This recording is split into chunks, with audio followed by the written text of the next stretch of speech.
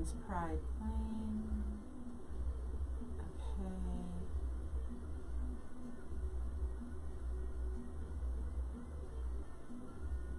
Okay, hold on.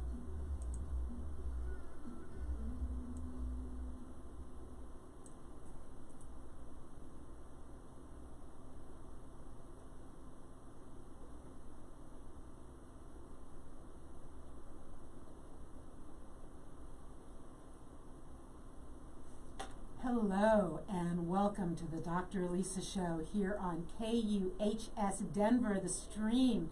Thank you so much for joining me. And as you know, I'm always doing this sort of check to make sure I did all the technology right. Hopefully things are looking good. Just gonna adjust.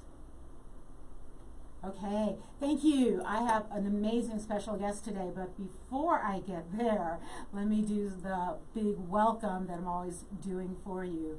Thank you, thank you, thank you for tuning in. I think you know by now this is the high point of my week. I love talking with all of you. I love getting your feedback, and you can give me feedback while this show is going on. You can go to the KUHS Denver Facebook page. You can go to the Dr. Elisa Show Facebook page, and my hunch is we're going to be live there pretty soon. I'm just checking. I've got that computer going. And you can put messages in there and ask questions. The tagline for this show, as you know, for quite a while has been inspiring a renaissance of spirit. And I'm changing it. Today is a big change. One word. I don't want to just inspire, I want to ignite a renaissance of spirit in you. I've been doing a bunch of reading about this time period and how in so many ways many of us feel like we've been burnt to ash. And I have to tell you right now, my heart goes out to everyone who was caught anywhere near the fires in Colorado. Please send out heartfelt wishes for the firefighters and for the people in those areas because it's scary. And 2020 has treated so many of us that way, as if we've been burned down to our core. And that is the story of the Phoenix, where we're burnt down to that core and we rise again as this beautiful, brilliant bird. I want to ignite within you your inner Phoenix. I want to ignite within you a renaissance of spirit. And hopefully today's show will help with that. Before we get started, a shout out to my sponsors. One is veteranspride.org. And if you've been listening, you know that I want everyone on this show to be a philanthropist by the end of the year. And hey, it's like the middle of October, the end. So if you've not yet done a donation anywhere, if you've not yet taken that step to look at yourself as a philanthropist, check out veteranspride.org. They build these amazing shadow boxes for our veterans, and they're a little expensive. Any donation you can make on their website helps a veteran feel good, spread their story, share their experience. So veteranspride.org. The other sponsor, that's me. I sponsor my own show. You can find me at elisarobin.com. You can find me at the Dr. Elisa Show on Facebook. You can actually find me on Twitter and on LinkedIn, and I'm absolutely here to help. I do private sessions, and you can find all that information on my website. And thank you to everyone who has reached out, who has worked with me, and given me wonderful feedback. So that's the most of the commercial for today. A little bit more. I know that I've mentioned to you that I have finished my second novel. This one is my first. The second one is not yet published. I'm still in editorial process. But you can get this one, which is a spiritual romance with a bunch of spiritual adventure romance in there on Amazon or on barnesandnoble.com. It is called The Way of the Well, and it plays off the myth of Miriam's well. So I've read pieces of it on the show. You can find it there, and I'd love to hear your feedback about it. Okay, lots of commercial stuff there. So today, before I introduce my guest, who is someone I love talking with, but she's going to just be a little bit of a mystery for a minute, I want to tell you a little bit about the topic. So today we're going to talk about money. And if you saw the poster, it was don't be afraid of money. So I'm playing off Halloween a little bit. But I want to emphasize, because many of you are probably wondering, wait a minute, she does the crystal ball hour. Wait a minute, she does all these astrology spiritual things. Why are we talking about money? A couple reasons. To begin with, there is no separation between spirituality and money. So many people will say to me, how can you be spiritual and think about money? Well, money is how I'm generous. Money is how I can be a philanthropist. Money is how I can have a great relationship with the energy of the world. Money is how I know that I can take care of myself and those I love. There's nothing unspiritual about money. And yet, in this world, we have developed this idea that if we have money, there's something wrong with us. And if we don't have money, there's something wrong with us. We have really big psychological issues around money. And so this show, which is centered on igniting a renaissance of spirit, a spiritual pathway, is also centered on the psychology of living a good life. And money is part of that. So, okay. So before I just dither on here, I want to bring my guest on. And let me just tell you, you also know that the way I choose guests is that I've had an interaction or a relationship with them, and I know they bring something special to the show. So the guest I'm going to have on today, her name is Kim Geisler. I'll bring her on in a second. And I just want to tell you my story about money and Kim.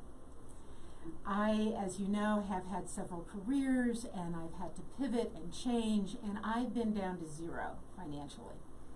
And right at the time that I was above zero and starting to come back, it occurred to me that I needed a little guidance in how to come all the way back financially and how to be secure. I didn't want to keep going down to zero. And I was at my credit union, and they said, oh yeah, we've got this woman, Kim Geisler, and maybe you'd like to talk with her. And she's become a friend, but also an amazing, amazing advisor. And before I introduce her, I'm going to read you something. So we're going to talk about financial advice and being a financial advisor. And before I bring her on, I want you to know we're also going to talk about how do you choose a good financial advisor. And here's one way you do. They have disclaimers. So let me read this disclaimer, and then I'm going to turn it over to Kim.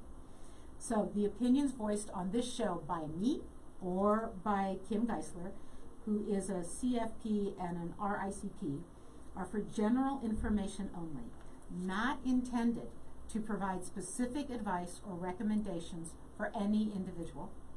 To determine what may be appropriate for you, you want to consult your attorney, accountant, financial, or tax advisor prior to investing. That's how we know she's legit. Kim, welcome to my show. Thank you, Doctor. I'm so excited to be here. I'm really excited to be here, and I get to say one more disclosure, and then we'll get down to talking about money and energy and how money can be a conduit to fulfill your life goals. Right. So I'm with Valorum Financial. We have 2 offices based in the Denver metro area. And I have one other disclaimer I have to read, that our securities are offered through Cetera Advisor Networks, member of FINRA and SIPC. Our investment advisory services are offered through Carson Wealth Management, an SEC registered investment advisor, and Cetera Advisor Networks is under separate ownership from any other named entity. So we've got the formalities out of the way, and let's get going here, guys. Right, and before we do, tell people how they can contact you. We'll say it a few times, but they know you're legit. Let's make sure they know how to find you also. Well, the main office number is 303-393-2456. And then my email is kim@valorumfi Financial, VALOREM, financial.com.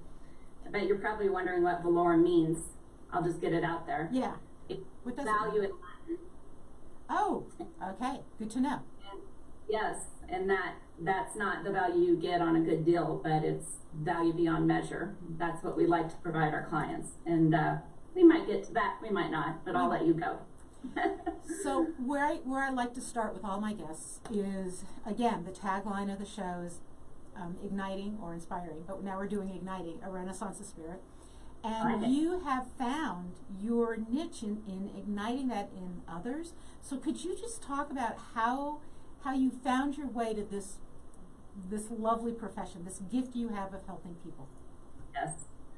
Well, I'm a native of Colorado. I grew up on the west side in Green Mountain, and then I attended DU, the University of Denver. I have a degree in business and marketing, and when I was growing up as a kid, my parents either had money or they didn't have money. There was no middle ground. It was either everything was great or the world was coming to an end. Mm-hmm. And that really impacted me growing up in the 80s. And as I went through college, I have a business degree with a focus in marketing, and I learned a lot about finance and accounting and statistics, but then didn't learn a lot about personal finance. Graduated from college, student loans, which I know a lot of people out there have. Yes. Some credit card debt, because I pretty much made my own way. My parents helped a little, but not a lot. Mm-hmm. Had a scholarship, and went out into the world, into a totally different industry for 10 years. Did very well. It was in marketing and sales, and I did very well. I started right off the bat investing, even though my parents didn't invest a lot. And then I found myself, in my late 20s, changing careers, and met some women that are still now my best buddies. They're part of my tribe. And they were asking me, well, how do I buy a house? How do I pay off my credit cards? Oh, wow. How do I invest in my 401k? And at the time, I was getting my master's in finance, and I said, you know what? I really like this. I really like this. I like helping my girlfriends. Long story short, I ended up stopping my master's in finance and starting the CFP, the Certified Financial Planner designation. And then that was about 18 plus years ago. And I started my business to help women make smart financial decisions. And that's what drives me every single day. That doesn't mean I don't like men. I do. But that's why I started my business. Most of my clients are single women, mm-hmm. Or couples where the woman is driving the conversation, mm-hmm. or relationships with couples where the man loves his, or the partner loves the wife so much that he wants to make sure she understands what's going on in finances, and in case something happens to him, he wants to know she'll be in good hands in the future.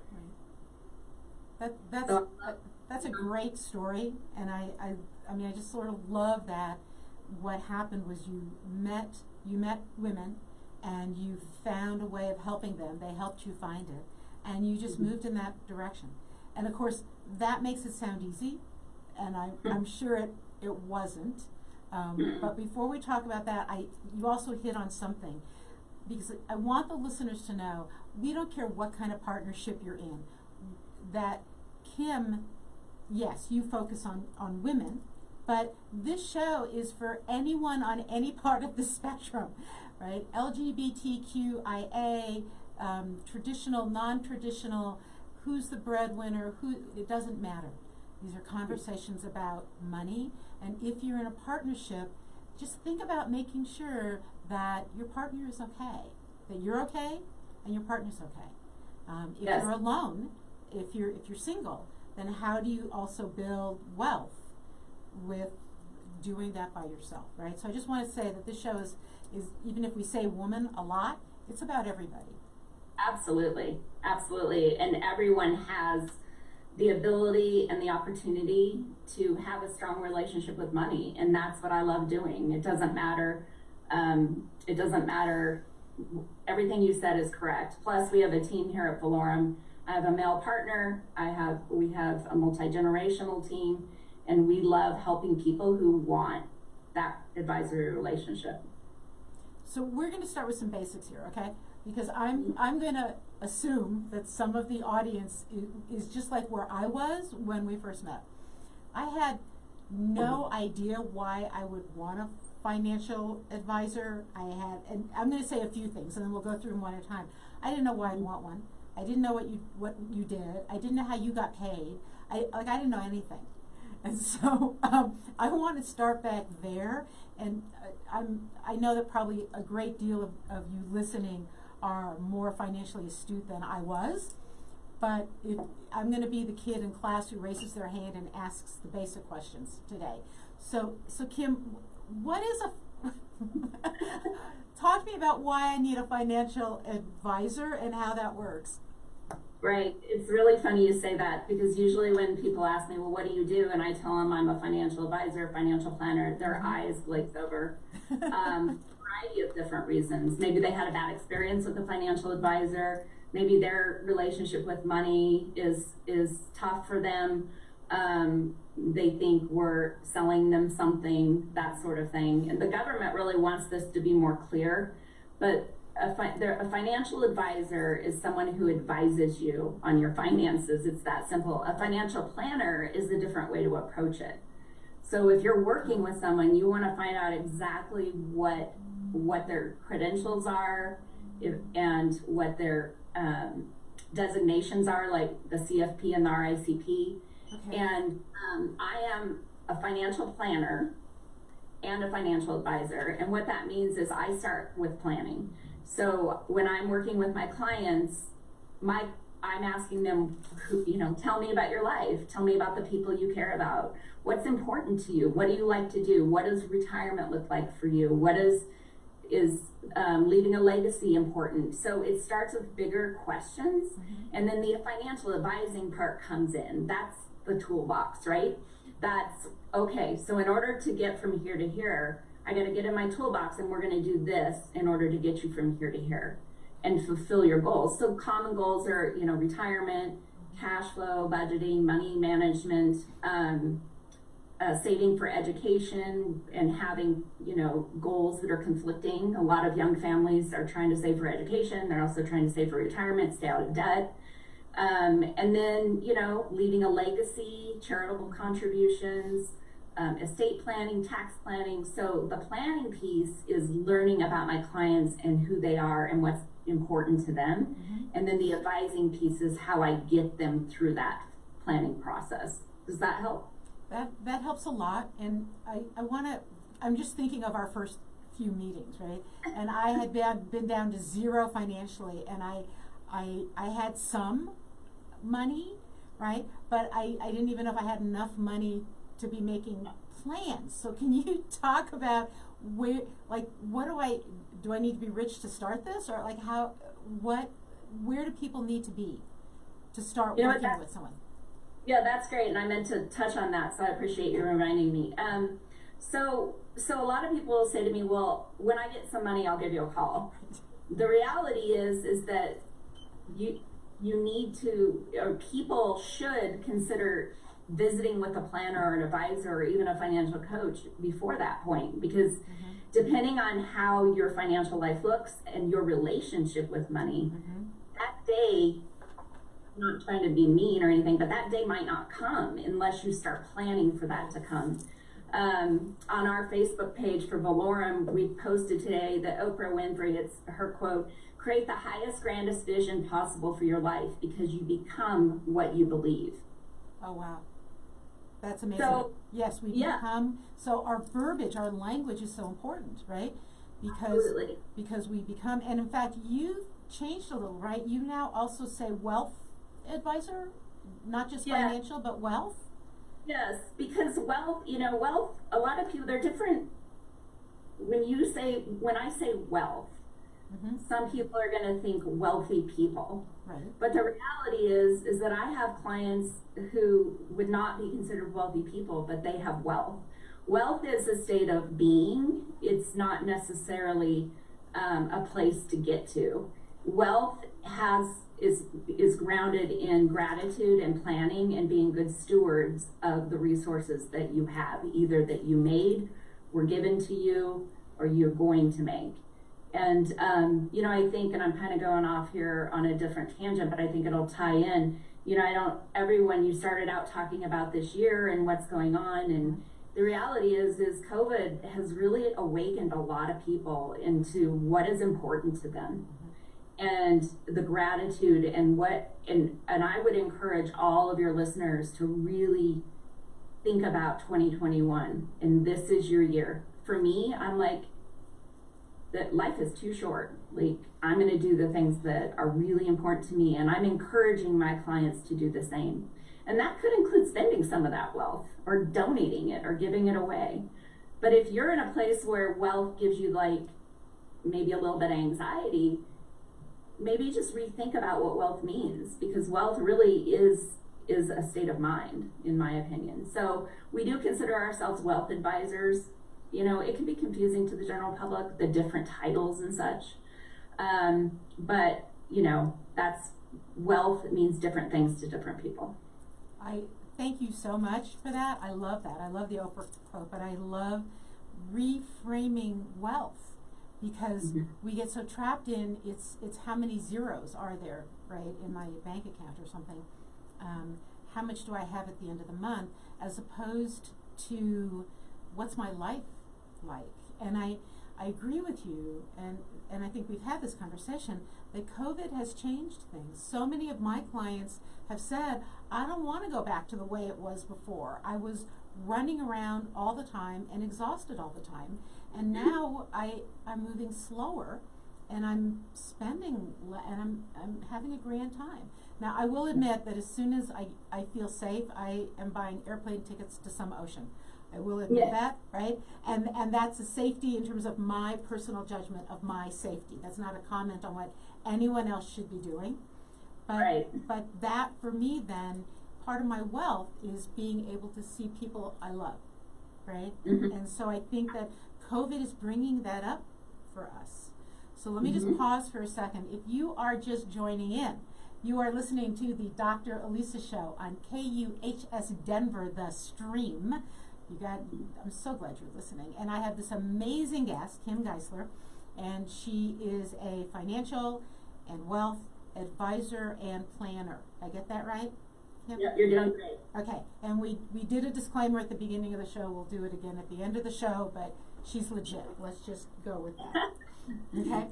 All right, so then I met you, and we started working, and we talked about this. What would wealth mean to me? And then I even remember looking at you and saying, how do you get paid? Like, how does this work? So could you talk about that? Yes, so that's one of the most important things you're going to want to ask an advisor or planner or a coach. And how are you compensated? It's super important to understand. We all have to make a living, right? So we all have to understand that we all get to make a living. But some advisors are fee only, and fee only can be described as hourly fee only, kind of like a lawyer or a CPA. Flat fee, meaning like a flat fee for a financial plan that looks at all the different areas of your goals and what you're trying to achieve, and shows you how to get there. The other fee only model is advisory or assets under management, so money management. The other way people can be compensated is by commission, and commission is kind of a dirty word in some people's minds, but there are certain parts of the financial services world that only are commission products, and that would be insurance. So I think a lot of people worry that, well, if my advisor is getting commissions, they might not have my best interest in mind, and that you really have to think through that honestly. You have to make sure that you know how your advisor is being compensated, whether it's one of those ways or a combination, because you could be both. You could be fee and commission, and an advisor could be, but really it comes down to you're looking for an advisor who holds themselves out and acts as a fiduciary. Define that. All right, you just threw that word in there because that was one of my other questions when we met. And that's a fiduciary is a what? A fiduciary. Now you got to remember, someone could say they're a fiduciary, but you have to listen and watch how they present to you, and how they communicate with you. So a fiduciary is not just a financial advisor conversation. Someone who's a trustee or is acting in a capacity of a fiduciary capacity, it means that they are acting in their client's best interest. So once again, that doesn't mean that an advisor doesn't get paid, right? But we as a fiduciary have to say to you, okay, this is what we're recommending and this is why. These are the pros and cons, and this is how I get compensated. So if I'm talking to someone about long-term care insurance, I'm going to say, just so you know, I will be compensated by commission if you purchase this particular or any of these options I'm giving you. So, and then the client has to make sure that they understand or make sure they feel comfortable that there is no conflict of interest. So it's very important that your advisor is a fiduciary. And if they're a CFP practitioner, a certified financial planner practitioner, they are 100% bound to in a fiduciary capacity. Okay. Does that help? Yeah, because I'm on a couple boards for nonprofits, and I have fiduciary responsibilities. Which, when I first heard that, I thought, oh my gosh, if we lose money, am I responsible? But no, it means what you said, that I have to act ethically around all the financial dealings of these boards that I'm on. I have to think about the organization in any time that money comes up. Yes. Okay, so that's one point. The other thing that just came to mind while you were talking, and thank you so much, because I know, I think you and I go over this a few times, like every year, just so I get it clear. Some financial advisors only have one product they sell, and I'm not putting anyone down by any means. Is it, is when we're choosing a financial or wealth advisor and planner, is it good to perhaps work with someone who does have a variety of products that they can talk to us about? And I don't know if that's even a question you can answer. Well, I think, there are definitely companies out there that have very good products, and it's just what they have. I think a good question to ask when you're talking to someone who's presenting you with a financial solution is, are you independent? If you're not, what is your product like? Ask them questions around that. Just because someone happens to just represent one product doesn't mean that that's bad. You just have to make sure you're asking the right questions and understanding if they are acting in a fiduciary capacity. Because I've never had proprietary products. I've always pretty much been independent. But if I was in that role, I would say, let's just say I work for XYZ company and I have proprietary products. As a fiduciary, I would want to say, okay, so our product is this, and there are other options for you outside of our company. And depending on what the product is, I just want you, to know that there are other options, and it might be in your best interest to go find out about those other options or learn more about them.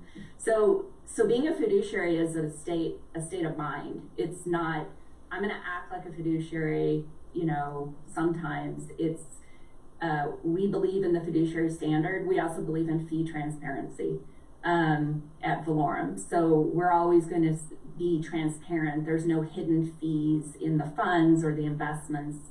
And that's really important. And that's where our industry is going.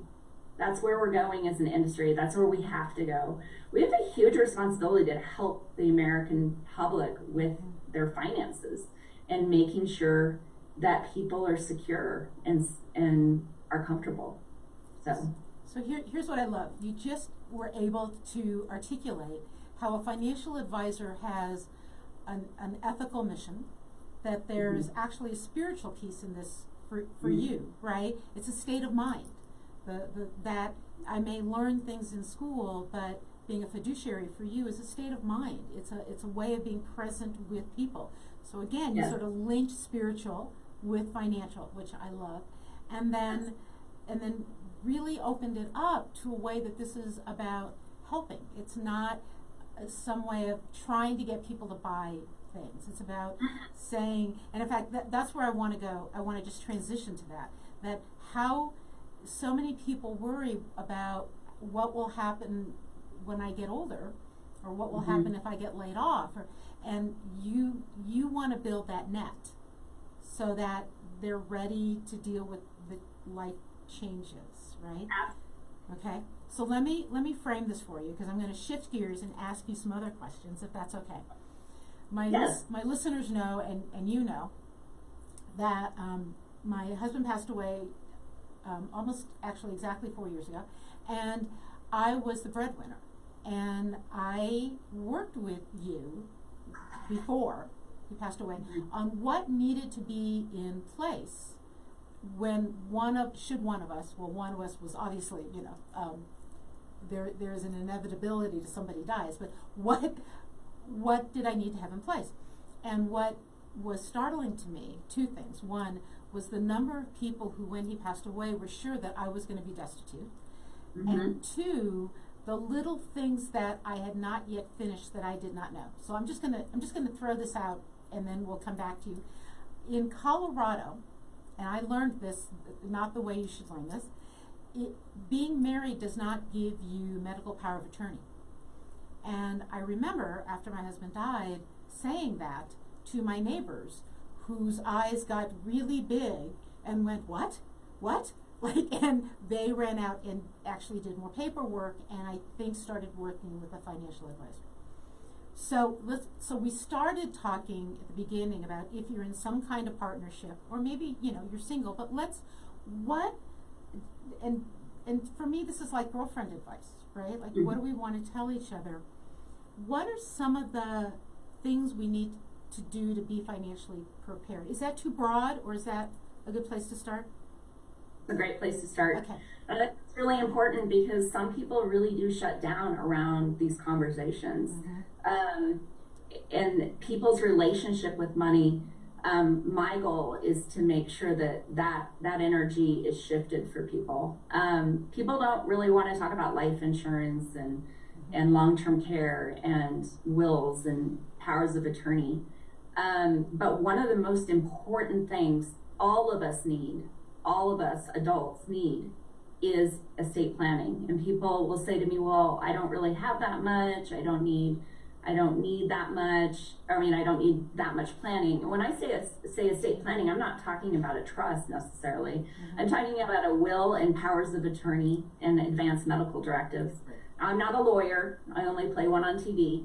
But the fact is that is number one. When I start working with a client, I'm like, you need to have these documents in place. A will is basically, well, before I go there, let me just say this. The best gift you can give your family and friends is that your finances are in order in case something happens to you. Right. And two different scenarios. One, you pass away. The other, you don't pass away, but you're incapacitated. So single people, everyone needs these documents. Single people really need them, right? Because they don't always have a partner at home who can do things for them. Right. But even if you have a partner at home, technically, let's say, when if a client passes and the spouse calls me, unless they have, or not when they pass, when they're incapacitated and they call me and they don't have a power of attorney, I can't give them any information. I can't affect any transactions for them. And that is so important. And it's also important that these documents are done right and that they're updated every, we'll just say 5-ish years. It could change if several years ago, the state of Colorado changed some of their power of attorney wording for them to be effective powers. And I was telling my clients, you need to go back to your estate planning attorney and revisit that document, because you don't want to find out that document is not valid when you need it most. And by the way, very inexpensive documents to have a professional do for you. We don't do that at Valorum, and that just shows you how much passion we have around making sure our clients their financial life is organized and coordinated. So will, power of attorney for healthcare, power of attorney for finance, advanced medical directives, meaning we used to call that a living will, but that is, you are incapacitated, you're in a, for example, in a coma, you speak to the people that you love with these documents, either when you are unable to speak or when you cannot speak. And it tells them exactly what you want to happen in certain cases. Right. Can I add that, and actually I just made a note to myself to check all my documents, because I think it's been about 4 years since I did those. And I actually remember this moment, and if you're single, just listen to this.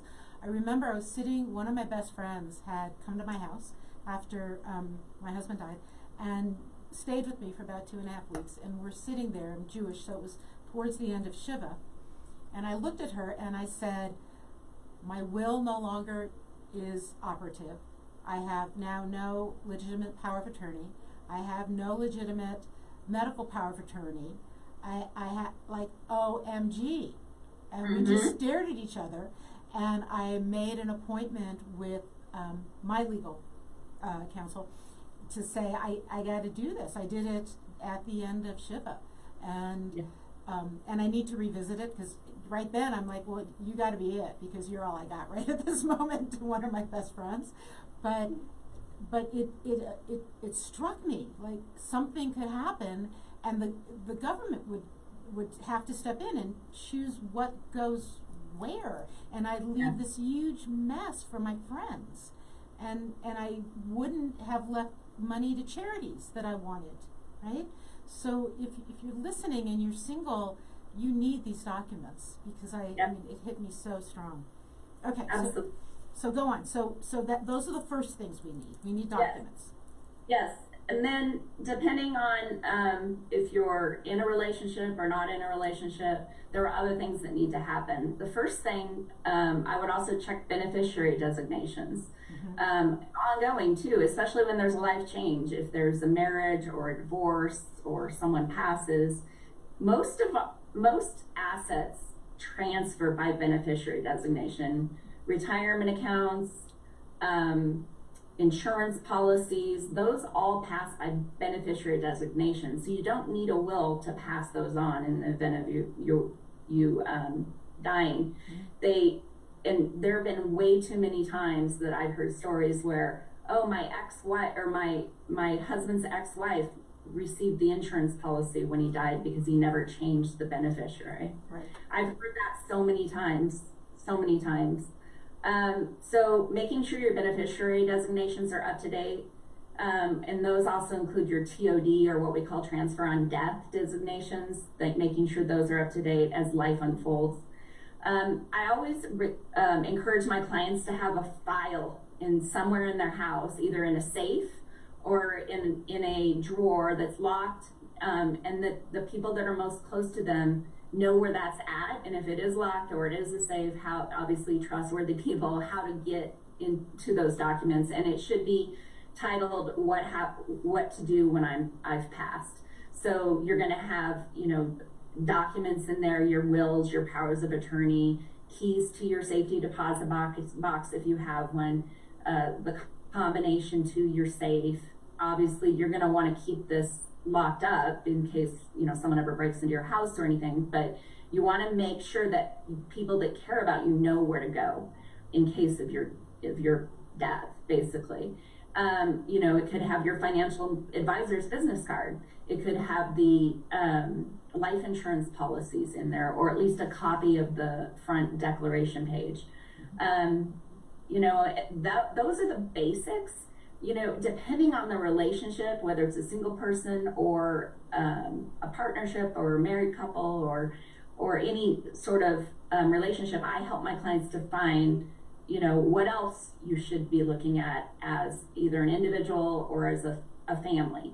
And so that could include, knowing passwords. And my father passed away 3 years ago, and we knew he was going to pass, and he spent the year before he passed with my mom going over, here are all the passwords to all of the different accounts, here is, because my mom, it was more traditional, right? My dad did the finances and such. Here is, you've got to make sure you do this with this account this time of year, and you've got to, you know, make sure after I pass that here's the life insurance policy and pay off the house. So I help people do that as well. And it's important. It's really important, because sometimes people leave us before we think they will. And like I said, the best gift you can give your family is to be organized around these things. Right. I want to, this is great advice, and I think you remember, and for my listeners, just to know, when my mom passed and I was going through her paperwork, my brother, who had passed 7 years prior to that, was still the beneficiary and the main, and so the I don't even know how to describe having to get death certificates from another state so that I could send them to these other places and these other groups, right, to prove that he was gone and I was now the beneficiary. And months, it took months, and I've heard that story from others. But I want to link this because, again, this is a show about igniting a renaissance of spirit. This is a show where hopefully you leave inspired and you realize that there's a spiritual path in your life.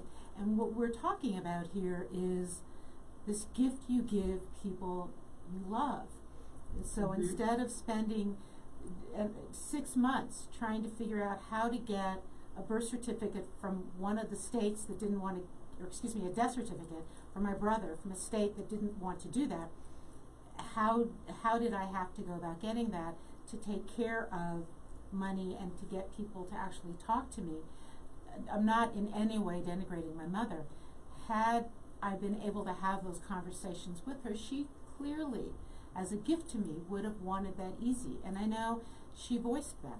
So I think that on this sort of spiritual journey, there's a way that we say we want to make life easy for the people around us. We want to give them the gifts so that they don't argue. They don't get caught up in it. They don't have to do that, right? So there's, again, this weaving together of our spiritual self and our physical life.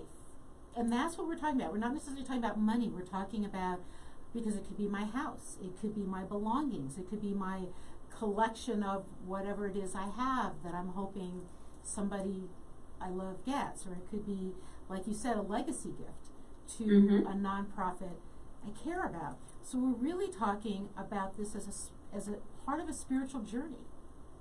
Absolutely, absolutely. And you know, you bring up something that reminded me of another conversation that's super important, no matter who you are, is talking to your parents, or, you know, I have an aunt whom I love dearly. She's just like a mom to me. You know, my mom is still here. Talking to them as they age about these things. Both my mom and my aunt are now single widows, right? And talking to them and talking about, what if something happens to you, Mom? What if, you know, I have now the garage code, and I have her password for her computer, and I have different things that that we've talked about at different times. We talked about, what about care? What happens if you need care? And you know, I've talked to my clients about that more and more recently. You know, what are your wishes if you need long-term care, and have you had that conversation with your adult children? And these are conversations that can be hard for people, but once you have them and this conversation starts to happen, people's energy around money does change, and it's not as scary as it can be for some people. I love what I do. I absolutely love it. I love organizing helping them organize their finances, help them move forward, fulfill the life that they want. It is like the best thing in the world. Some people think I'm a little weird, but I like it. But once people do this type of work, and it's an ongoing work, it's, you know, there's base work and then there's ongoing work, because financial planning is not an art, or excuse me, is not a science, even though it's numbers, it is an art. And it's about your life. And, you know, I would really encourage people to start somewhere, and that could be with your estate planning documents, or having a conversation with someone you care about. about finances and everything. So I could talk for hours, so I'll quit. I think that what we're doing is we're expanding people's ideas of what they need. One of my dear girlfriends taught me something that never occurred to me.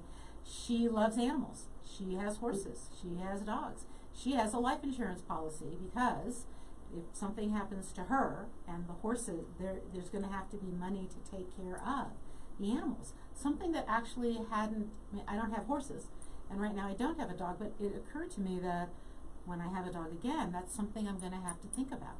I'm going to have to think about what happens to my animal.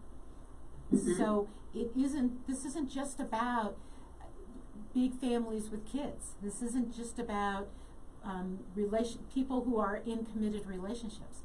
This is about everybody, and it actually is. If we think about it correctly, part of my spiritual life is taking care of what I own, but also taking care of how other people will have to deal with that. And if I want it all given away, in fact, I met somebody once who told his kids, I thought this was lovely. He said, look, when I pass away, I'm giving my money to these charities. So before that, I want to make sure you have what you need. So I'm going to help you now financially, so you don't have to wait until something happens to me to have the life you want. But you have to understand, when I pass, I'm supporting these charities. And I thought that was a lovely, it may not be the way everyone would do it, but it was a lovely conversation to have with one's kids. And money is just so scary to us. So what do we do about that? Can we shift again? We've got about 10 minutes left. Can we shift into sort of the psychology of money? And there's some great books out there, but can you, what are the things you run into around the psychology of money with your clients? You know, it's really funny. I wanted to be a teacher when I was growing up, and long story short, I wasn't, obviously. And so I do spend a lot of time teaching my clients as much as they want to know about different financial concepts. But so that's one part that I really enjoy. But what I've learned is the energy around money and what people bring to that table, to the money conversation table, and especially, everyone brings different conversations, right? I even bring my own conversations. I started about that before, or we started off with that. You know, when I was growing up, I was afraid. I was afraid I was going to never do well because I watched my parents. We learn about money from our families. So some families do a very good job of teaching their kids about money, either by sitting them down and teaching them how to do things, or by being good stewards themselves and having conversations and being open about money. Some people do not. I mean, some people, unfortunately, learn about money through parents fighting about money, or people being manipulated around money, or not having any money, or having too much money. I mean, there's all sorts of different conversations. So everyone has their own energy at the table, right? Yes. And I really run into a lot of different things. It varies. I mean, relationships between couples and money, single women and their relationship with money, and people. One of my biggest jobs is making sure people's emotions do not impact their investment decisions, especially around elections and other heated topics. So there's definitely a behavioral component to my job. And I tease my clients sometimes. I'm like, I should have become a counselor too, just so that I could help people more in this realm. I actually am planning on doing a behavioral finance designation, which I think will be really helpful. But if anyone out there would like to read some books about money, and you know this, Doctor, I've recommended them to you, right, is The Energy of Money. It's an older book, but it's great. Mm-hmm. It just talks about your relationship with money. And one of the first things you do with that book is you write your money story. You literally write it down. And it talks about a bridge and how you get stopped in your energy of money. And then once you read that, the response with money, right? So, yeah. So I'm scared, things are tense, I'll buy something.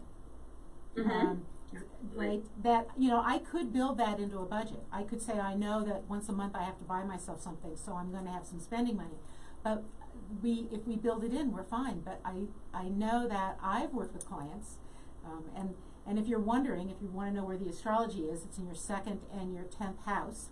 And I talk to people about money that way, that will show up at my office with, and again, this isn't a criticism, it's just sort of something to think about, a huge coffee they bought from, expensive coffee they bought from somewhere, with some new clothes they bought, all of which is lovely, and then they'll say to me, I'm really worried about money. I don't know why I don't have money at the end of the day.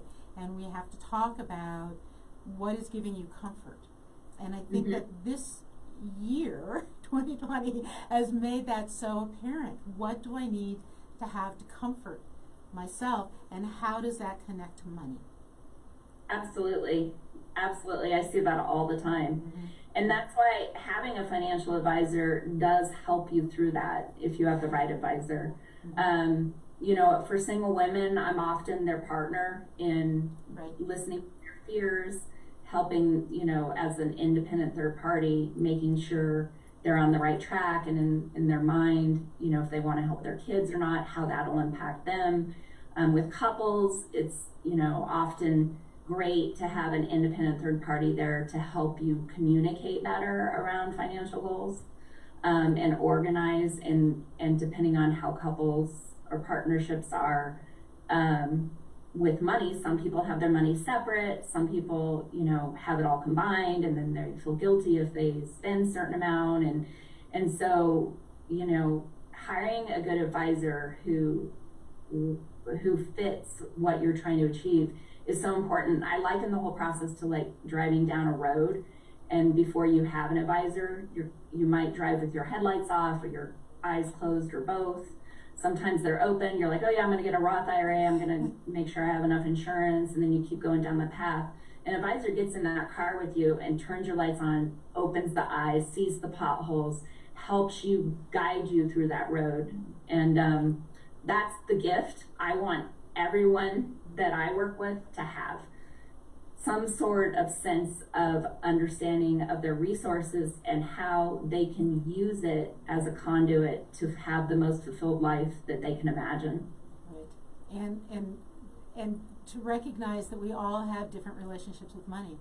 So when we're in any kind of partnership, that other person could have a completely different view of money, which could be good on some level, right? But can also be stressful.